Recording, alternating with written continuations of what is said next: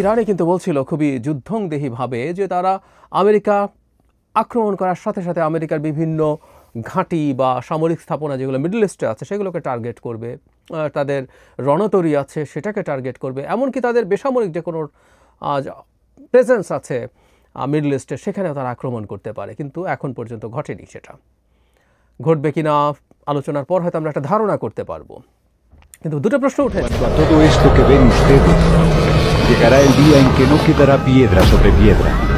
Todo será derribado. যদি আক্রমণ না করে, আর ধরে নিলাম যে আক্রমণ করবে না, তাহলে দুটো সম্ভাবনা আছে। একটা হচ্ছে ইরান, দুটো না তিনটে সম্ভাবনা আসলে। ইরান অপেক্ষা করার নীতিতে আছে, ইরান এখনই আক্রমণ করতে চায় না, সে আর একটু দেখতে চায়। দ্বিতীয় হচ্ছে ইরান আক্রমণ করবেই না, সে ভয় পাচ্ছে।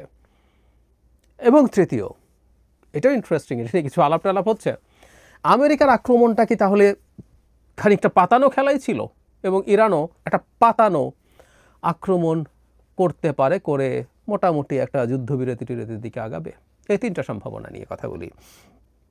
আমরা গতকাল সারাদিন আমরা প্রত্যেকে খুব আলোচনা করেছি যে আমেরিকার B-2 বম্বারগুলো যেভাবে আক্রমণ করেছে। কিছু ছবি আমাদের সামনে এসছে, বিশেষ করে ফোর্দো যে নিউক্লিয়ার ফ্যাসিলিটি, এটাই সবচেয়ে বেশি আলোচিত ছিল, কারণ এখানেই তাদের মূল সেন্ট্রিফিউজগুলো ছিল, যে সেন্ট্রিফিউজের মাধ্যমে ইউরেনিয়াম এনরিচ করা হয়। এবং সেখানে খুব ক্লিয়ার কাট, ছবিতে খেয়াল করলেই দেখবেন ক্লিয়ার কাট হোল দেখা যাচ্ছে। GBU-57 বাংকার বাস্টার যে বোমাগুলো আছে সেগুলো যে ধরনের ক্ষত তৈরি করার কথা ঠিক সেরকমই ক্ষত বলে মনে হয়। এটা ঢুকে যায়, গভীরে চলে যায় এবং সেখানে গিয়ে বিস্ফোরিত হয়। অনেক উপর থেকে মারাত্মক রকম গতিশক্তি বা কাইনেটিক এনার্জি নিয়ে এগুলো পড়ে, 12-13 কিলোমিটার উপর থেকে পড়ে এবং এটাকে স্যাটেলাইট দিয়ে গাইড করে এনে এখানে ফেলা হয়। যাই হোক, এখন প্রশ্ন হচ্ছে, যেটা আলোচনা করা হচ্ছিল যে কতটুকু ক্ষয়ক্ষতি হয়েছে আমরা আসলে জানি না, এই গর্তের ভেতরে গিয়ে কতদূর কী হয়েছে। দ্বিতীয় কথাটা হচ্ছে কতটুকু আদৌ সেই মূল যে স্থাপনার জায়গা সেখানে যেতে পেরেছে কি না, এসব আলোচনা হচ্ছে, বিষয় বিশ্লেষণ হচ্ছে। এর মধ্যে একটা তথ্য অবশ্য জানা গেল, যেটা IAEA বলেছে সৌদি আরব সহ অনেকেই রেডিয়েশন দূর থেকে ইনফ্যাক্ট মেজার করা যায়, সেটা করে তারা বলছেন যে এটার আশপাশে তেমন কোনো রেডিয়েশন বাড়েনি। এখানে একটা কথা আমরা একটু মনে রাখবো, সেটা হচ্ছে নিউক্লিয়ার এনরিচমেন্টের ওখানে যদি অ্যাটাকড হয়, ইউরেনিয়াম যদি ছড়িয়ে পড়ে, রেডিয়েশন বাড়বে। কিন্তু আসলে আমরা এটা অনেকে ভুলভাবে বুঝি যে একটা নিউক্লিয়ার বিদ্যুৎ কেন্দ্র, বোমা তো বটেই, নিউক্লিয়ার বিদ্যুৎ কেন্দ্র যদি ব্লো আউট হয় সেই ক্ষেত্রে যে পরিমাণ রেডিয়েশন হয় তার কাছাকাছি হয় না, কারণ এখানে নিউক্লিয়ার রিয়াকশন চলতে থাকে না। ওগুলোতে নিউক্লিয়ার রিয়াকশন, চেইন রিয়াকশন চলতে থাকে বলে ম্যাসিভ স্কেলে রেডিয়েশন ছড়িয়ে পড়ে। তারপর এখানে রেডিয়েশন বাড়তো, এটা বাড়ছে না, ফলে অনেকে সন্দেহ করছে এরা যে ক্লেম করছে সেটা হলো যে তারা এখান থেকে সব জিনিসপত্র সরিয়ে নিয়ে গেছে, তেমন কোনো ক্ষয়ক্ষতি হয়নি। এবং এখানেই পাতানো খেলাটার প্রশ্ন আসলে এসছে।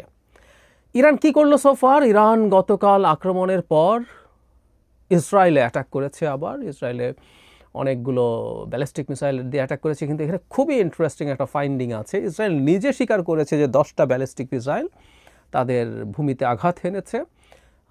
ইরান 30টার মতো ব্যালিস্টিক মিসাইল দিয়ে অ্যাটাক করেছিল। তাহলে খেয়াল করি আমরা 1/3 অফ দ্য মিসাইলস ইসরায়েলের যে পুরো ডিফেন্স সিস্টেম, ইসরায়েল শুধু না, আমরা বহুবার বলেছি, যারা আমার ভিডিও নিয়মিত দেখেছেন বা বাইরেও এগুলো নিয়ে আলোচনা হচ্ছে, যে পুরো জার্নিতে সে আরও কয়েক জায়গায় ইন্টারসেপ্টেড হওয়ার সম্ভাবনা থাকে, সবগুলোর মধ্যে সে 1/3 এসে ইসরায়েলের তার টার্গেটে অ্যাটাক করাতে পেরেছে।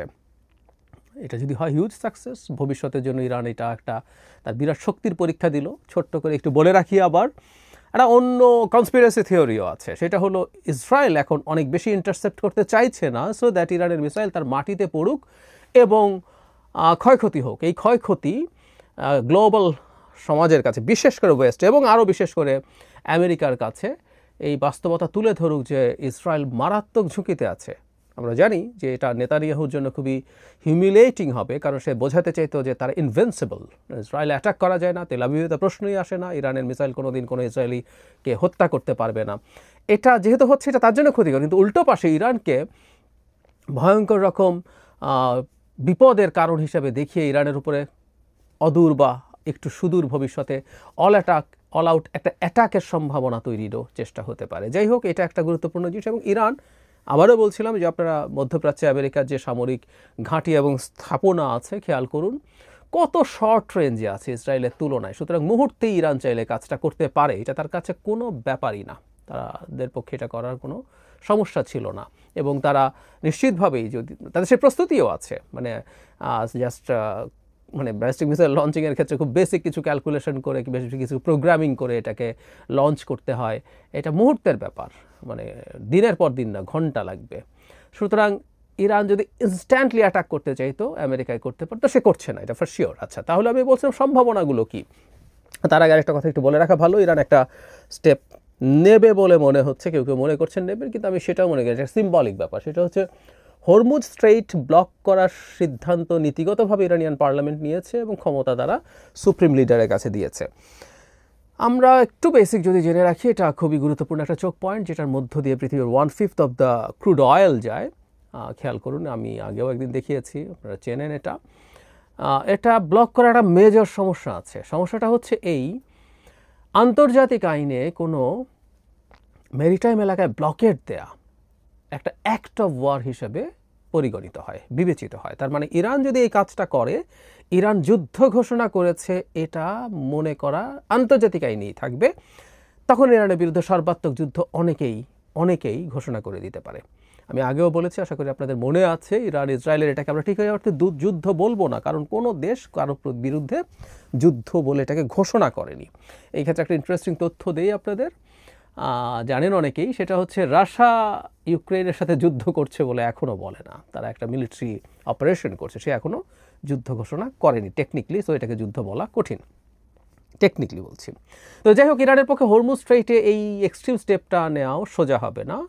এটা নিলেই যে অন্যরা যুদ্ধে ঝাঁপিয়ে পড়বে তা না, কিন্তু এটাকে যুদ্ধের অ্যাক্ট অফ ওয়ার হিসেবে বিবেচনা করা যায়। সো এইগুলো হচ্ছে ইরানের দিকের স্টেপ। এখন ইরান, আমি গতকালের ভিডিওতে বলেছি যে ইরান যদি মনে করে, আমরা ধরে নেই যে অ্যাটাকটা সিরিয়াসলি হয়েছে এবং ইরান যদি মনে করে তার তেমন কোনো ক্ষয়ক্ষতি হয়নি, তাহলে আসলে এই অ্যাটাকটা হজম করা ভালো হবে। কারণ ইরান যদি কোনো মিলিটারি বেসে পাল্টা আক্রমণ করে, এবং আক্রমণ আবার দুটো টাইপ আছে, একটা সিম্বলিক আক্রমণ আছে। আমি বলেছিলাম যে কাসেম সুলাইমানিকে যখন ট্রাম্প আগের মেয়াদে হত্যা করেছিলেন, তখন ইরাকে থাকা কিছু ঘাঁটিতে ইরান অ্যাটাক করেছিল, তার মিসাইলগুলো গ্রাউন্ডে হিটও করেছে, তবে সে মেইন যে স্থাপনাগুলো আছে সেগুলোকে টার্গেট করেনি। এটার মাধ্যমে সে বোঝালো, I do have the capability, কিন্তু আমি তোমাকে অত খারাপভাবে অ্যাটাক করিনি, এবং এটার মাধ্যমে তার নিজের এক ধরনের মুখ রক্ষা হয়েছিল। সো এবারও সেটা একটা করতে পারে, অথবা সে সত্যিকার অর্থে তার সক্ষমতা আছে হিট করার, সে যদি মিন করে সে সেভাবে হিট করতে পারে, সেটা ঘাঁটি করতে পারে, যুদ্ধজাহাজ এয়ারক্রাফট ক্যারিয়ার করতে পারে, যে কোনো কিছুই সে করতে পারে, তার সেই ক্যাপেবিলিটি আছে, এবং ওই যে খুবই কাছে এবং অনেক সহজে সেটা সম্ভব ছিল।